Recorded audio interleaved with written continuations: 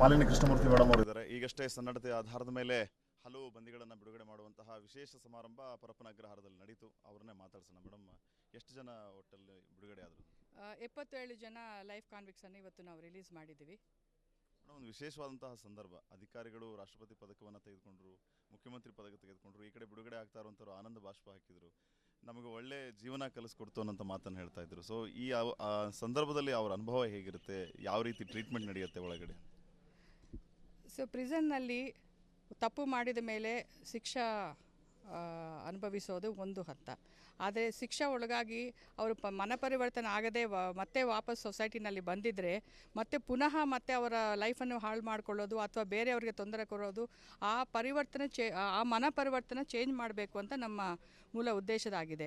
ಅದಕ್ಕೋಸ್ಕರನೇ ನಾವು prison department ಬರೀ ಕಾರಾಗೃಹ ಅಂತ ಹೇಳಲ್ಲ, ಕಾರಾಗೃಹ ಮತ್ತು ಸುಧಾರಣಾ ಸೇವೆಗಳಂತ ಹೇಳ್ತೀವಿ.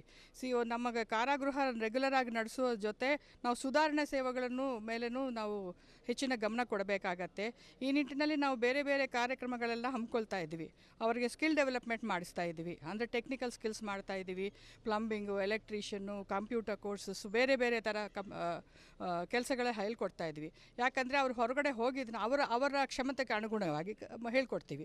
ಅದು ಆದ ನಂತರ ಅವ್ರು ಹೊರಗಡೆ ಹೋಗಿದ ಮೇಲೆ ಅವರಷ್ಟಿಗೆ ಅವರು ಜೀವನ ಮಾಡಿಕೊಳ್ಳಿಕ್ಕೆ ಏನೇನು ಮಾಡಬೇಕು ಅಂತ ಅವರ ಸ್ಕಿಲ್ ಡೆವಲಪ್ ಮಾಡಲಿಕ್ಕೆ ಪ್ರಯತ್ನ ಮಾಡ್ತೀವಿ. ಇನ್ನು ಇದಲ್ಲದೆ ಮನೆ ಪರಿವರ್ತನೆ ಆಗಿಲ್ಲ ಅಂತ ಹೇಳಿದರೆ ಮತ್ತೆ ಅವರ ಫ್ಯಾಮಿಲೀಸ್ ಹಾಳು ಮಾಡ್ಕೊಳ್ತಾರೆ, ಮತ್ತು ಬೇರೆಯವ್ರಿಗೆ ತೊಂದರೆ ಮಾಡ್ತಾರೆ. ಅದರ ಬಗ್ಗೆನೂ ನಮ್ಮ ಸೈಕಾಲಜಿಸ್ಟ್ ಇದ್ದಾರೆ, NGOs ಇದ್ದಾರೆ, ಮತ್ತು ಅವ್ರಿಗೆ ಹೇಗೆ ನಾವು ಮೈಂಡನ್ನು ಕಂಟ್ರೋಲ್ ಮಾಡಬೇಕು ಅಂತ ಅವ್ರಿಗೆ ಮೆಡಿಟೇಷನ್ ಬಗ್ಗೆ ಈ ಥರ ವಿವಿಧ ಕಾರ್ಯಕ್ರಮಗಳಿದೆ. ಇದರ ಮೇಲೆ ಸತೀಶ್ ಅವರು ಮಾತಾಡ್ತಾ ಇದ್ರು. ಇವನ್ ಹೋಮ್ ಮಿನಿಸ್ಟರ್ ಕೂಡ ಅದರ ಬಗ್ಗೆ ಪ್ರಸ್ತಾಪ ಮಾಡಿದರು.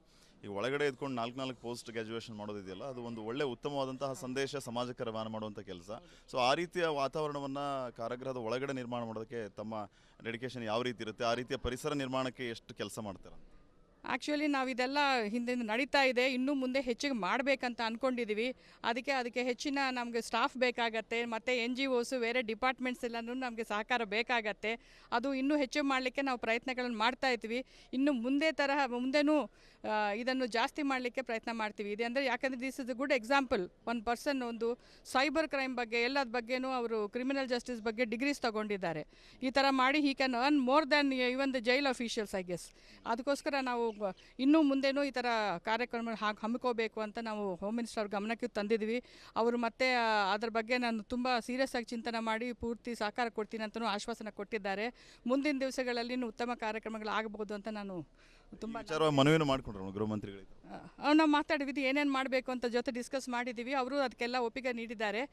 ಮುಂದಿನ ದಿವಸಗಳಲ್ಲಿ ಡೆಫಿನೆಟ್ಲಿ ಅದರ ಬಗ್ಗೆ ಒಳ್ಳೆಯ ಪ್ರೋಗ್ರೆಸ್ ನೋಡ್ತೀವಿ ಅಂತ ನನಗೆ ನಂಬಿಕೆ ಇದೆ. ಫೈನಲಿ ಈಗ ಪದಕ ವಿಜೇತರಿಗೆ ಮತ್ತು ಸನ್ನಡತೆ ಮೇಲೆ ಹೊರಗಡೆ ಹೋಗ್ತಾ ಇರೋರಿಗೆ ತಮ್ಮ ಮೆಸೇಜ್ ಏನು? ಪದಕ ವಿಜೇತರಿಗೆ ಇನ್ನೂ ಒಳ್ಳೆಯ ಕೆಲಸ ಮಾಡಬೇಕು. ಯಾವುದೋ ಒಂದು ಮೆಡಲ್ ಬಂದಿದೆ ಅಂತ ಹೇಳಿ ನಾವು ಸಮಾಧಾನ ಆಗಿದ್ರೆ ಸರಿಯಾಗೋದಿಲ್ಲ. ಇನ್ನೂ there is always a scope for improvement. There is no 100% in life. It has to be continuously growth has to be there.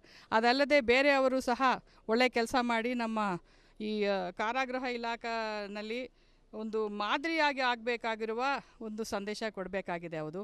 So that is one encouragement. ಅಲ್ಲಿ ಮತ್ತು ಸನ್ನಡತೆ ಮೇಲೆ ಬಿಡುಗಡೆ ಆಗಿದ್ದವರು ಸನ್ನಡತೆ ಇದ್ದರೆ ಜೀವನ ಸುಧಾರಣೆ ಮಾಡಿಕೊಳ್ಳಿಕ್ಕೆ ಅವಕಾಶಗಳಿದೆ. ಸರ್ಕಾರನೂ ಅದಕ್ಕೆ ಒಳ್ಳೆ ಎನ್ಕರೇಜ್ಮೆಂಟ್ ಕೊಡ್ತಾ ಇದೆ. ಈ ಅವಕಾಶವನ್ನು ಸದುಪಯೋಗ ಮಾಡಿಸ್ಕೋಬೇಕು ಅಂತ ನನ್ನ. ಮತ್ತೆ ದುರ್ನಡತೆ ನಿಮ್ಮ ಹತ್ರ ಬರೋದು ಬೇಡ ಅಂತ ನಾನು ಅದೇ ಹೇಳ್ತಾ ಇದ್ವಿ ಅವ್ರಿಗೆ. ಬರುವಾಗೆಲ್ಲ ಇಲ್ಲಿಂದ ನಿಮಗೆ ರೋಸ್ ಕೊಟ್ಟು ಕಲಿಸ್ತಾ ಇದ್ವಿ, ಮತ್ತೆ ಈ ಕಡೆ ಬರಬೇಡಿ ಅಂತಲೇ ನಾನು ಮನವಿ ಮಾಡ್ಕೊಳ್ತಾ ಇದ್ದೀನಿ. Thank you madam. Thanks for your time. ಇದು DG ಮಾಲಿನಿ ಕೃಷ್ಣಮೂರ್ತಿ ಅವರ ಮಾತು. ಕ್ಯಾಮ್ರಾ ಪರ್ಸನ್ ತಾಜ್ ಜೊತೆ ಶ್ರೀಪಾದ್ ಪಾಟೀಲ್, ರಿಪಬ್ಲಿಕ್ ಕನ್ನಡ, ಬೆಂಗಳೂರು.